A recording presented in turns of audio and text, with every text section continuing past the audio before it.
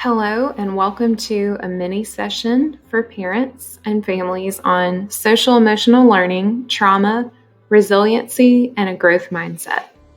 My name is Julia Beatty, and my background is in clinical social work.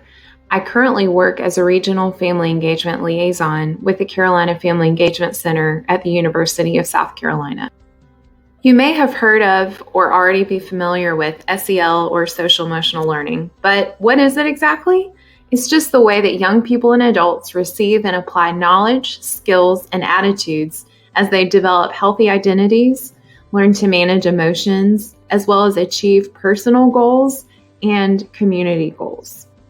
SEL also teaches us how to feel and show empathy for others, how to establish and maintain supportive relationships, and how to make responsible and caring decisions. SEL also supports authentic school, family, community partnerships to make sure that we're building learning environments and experiences for students that feature trusting and collaborative relationships, as well as challenging and meaningful curriculum and instruction. So we know that social emotional learning includes learning not just how to deal with positive circumstances, but also how to deal with the harder ones, the challenges in our lives, including something that we call trauma. And it's important that we know that social emotional learning is something that can support us as we're dealing with trauma, whether we're facing it as a child or we're facing it as an adult. SEL builds skills that help us walk through trauma. When we talk about trauma and what it is, there are really three parts to consider. First, trauma results from either an event, a series of events, or a set of circumstances that's experienced by an individual. The second part is that the event or series of events or circumstances are either physically or emotionally harmful or perhaps even life-threatening. And the third part of trauma is that those effects are lasting on the individual, and they impact the individual's functioning as well as well-being. And well-being could be mental well-being, physical well-being, social well-being, emotional well-being, or spiritual well-being, or some combination of those. Something you may have noticed in that definition is that it encompasses a lot of different events or circumstances, as well as a lot of different effects. But one thing that's important to note is that there was no mention of time. These things could have happened recently, or it could have happened longer ago. And that's really important for us to keep in mind when we think about children as well as adults that we might know and be caring for. Now that we know a little bit more about trauma, what is trauma-informed care? Well, first, it's a program, organization, or a system that knows what trauma is, but they also realize the widespread impacts of trauma and the potential paths for recovery. An example of a program might be an after-school club. An example of an organization might be a nonprofit or some sort of social services group. And then a system example might be a school system. Another important part of trauma-informed care is being able to recognize the signs and symptoms of what trauma might look like in those involved. And that might include clients, families, staff, or others involved in the systems. Now, when we think about what it might look like, this is going to vary person to person, and it sometimes depends on age. So what it looks like in a child, whether they're younger child, older child, is going to look different from how it might look for an adult. And that's okay. The important part is that we recognize it. The final part of trauma-informed care is that we respond by implementing what we know about trauma into policies, procedures, and practices, and that we actively avoid re-traumatizing the individual. So it's not enough to just know the definition or what the signs and symptoms are. We have to respond in a way that really takes all of those things into account and make changes at all levels. So knowing what trauma is, knowing what trauma-informed care is, what might put a child at risk of trauma? Whether the child is very young or much older, there are a number of different things that put them at risk. One is physical abuse. Another includes sexual abuse or exposure. A third is emotional abuse, as well as neglect or failing to meet the basic needs of a child. Other risk factors for children include drug use or substance abuse by a parent or family member in the home, exposure to domestic violence, as well as any other known or suspected exposure to drug activity or other violence, perhaps in the community. Additionally, multiple separations from a parent or a caregiver is considered to be a risk factor for trauma, as is frequent and multiple moves or experiencing homelessness. And lastly, any sort of environmental circumstance that is particularly stressful on a child. And this would include events such as 9/11, the COVID-19 pandemic, and otherwise natural disasters. These are also risk factors for trauma. So once we've experienced trauma, what does that mean? What does that do to our brains? What does that do to our bodies? Well, researcher Dan Siegel has a really helpful model, and it's called the hand model of the brain. And you'll see a picture here of a hand that's clenched as a fist. And if you would make your hand into that same shape, I'll explain what his model describes. Your hand now represents a brain. And as you look at your hand, look at your wrist. That part of your hand represents your brainstem, which is part of your lower limbic system. And this part of your brain is the oldest part of the brain. And its job is to keep you safe, to be responding to anything that might come across the horizon as a danger signal. The lower limbic system, the brainstem or your wrist, is also called your downstairs brain. And that's the part of your brain that keeps you safe. You do also have an upstairs brain, which is where your knuckles and your fingers are currently folded.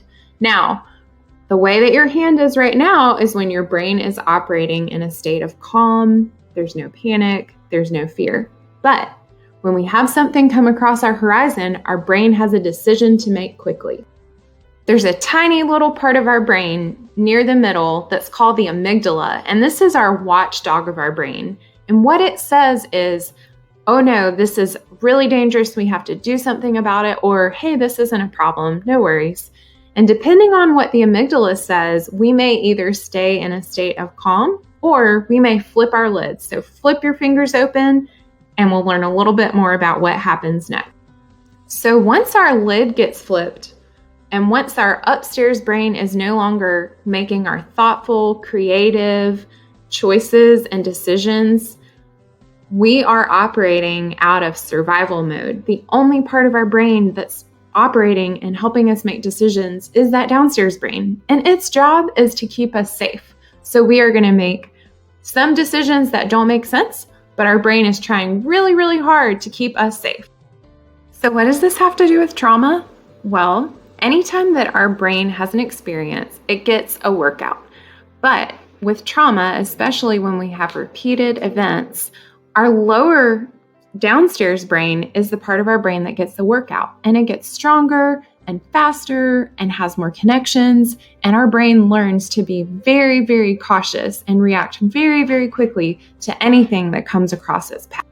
And this is great when we're out in the woods and there's a predator around us, like a jaguar or a mountain lion. But if we're sitting in a classroom and our buddy next to us elbows us accidentally, or someone slams a door accidentally, not so much.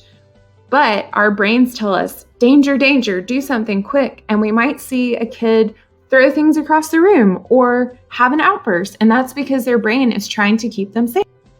So why does that matter? Well, because when our brains have had practice and dress rehearsal for danger or things that it thinks are dangerous, we have made that part of our brain much stronger, which means that that's going to be our brain's go-to response. Even if a situation isn't something that our teacher or our after-school leader or our bus driver might think is dangerous, our brains tell us it's dangerous, so that's how we respond. But there is some really great news. Our brains don't stay stuck in this pattern forever, or at least they don't have to. There's something that psychologists call resilience. And what that basically means is how we adapt well in the face of adversity, trauma, tragedy, threats, or other sources of stress in our lives. Those might be in relationships, they might be in our health, they might be with our finances, or even at work. And I want to make sure that you understand that resilience isn't just about bouncing back from difficult experiences. It also is an opportunity for a lot of personal growth. It doesn't mean it's easy, But what it does mean is that as we push through the challenge with the support of people around us, we can grow a lot. And that includes kids as well as adults. And resilience doesn't just mean that you bounce back and it's not a challenge. It really does mean that there is a challenge there. It's a workout for our brains. It's a workout for our minds and our bodies to make a new pathway to respond differently, but it's an opportunity for growth. As we push through the challenges, we have the opportunity to grow. And you know the really amazing thing about resilience? It's all about our mindset. The way that we bounce back or the way that we grow after we've experienced something really challenging and really difficult for us has a lot to do with the way that we view it. And that is called having either a growth mindset or a fixed mindset. Sometimes you also hear it called a scarcity mindset. So as researchers have studied people with different mindsets, what they found is that people who have a growth mindset understand that their abilities and their understanding can be developed. So those people with this kind of mindset believe that they really can get smarter, they can become more intelligent, and they can become more talented by putting in the time and effort. They understand that these things are not fixed or determined when you begin life. They can be developed over time. But a fixed mindset is one that assumes our abilities and our understanding are pretty stuck. They're pretty fixed. The people that have a fixed mindset might not believe that they can enhance their intelligence or that they could improve their abilities or talents. It's kind of you either have it or you don't. The message that brains tell us when we have this mindset is, don't do this, this is dangerous, don't try this, it's risky, you might fail. So fixed mindset versus growth mindset. Which one is your go-to? When you see hurdles or barriers pop up in front of you, do you see a chance to grow and get stronger and learn something new and go for it? Or do you see something that looks dangerous, risky, maybe an opportunity for you to be embarrassed, and so you kind of shy away or you shut down and you say that's just too much or I don't want to risk it? Dr. Carol Dweck and her team have graciously developed a free mindset quiz that anyone is welcome to take. So go ahead and check that out. Maybe consider sharing that, whether that's with your child or someone else's or a friend. It would just give you a great opportunity to see what kind of mindset you have. And that's really valuable because we're constantly learning in our homes, in our communities, in our schools, and it's helpful to know what kind of mindset we bring to the table. So that's all for me today. I have really enjoyed spending time with you, and I want to leave you with a few next steps and resources to check out. If you want to learn more about growth mindset parenting, I would highly recommend mindsetworks.com. If you'd like to take a closer look at trauma risk screening tools, I would also recommend the National Childhood Traumatic Stress Network's website, which you see on the screen. And then lastly, social emotional learning resources from Castle. They're fantastic. Again, I want to thank each of you so much for your time and your attention when you could have been doing so many other things.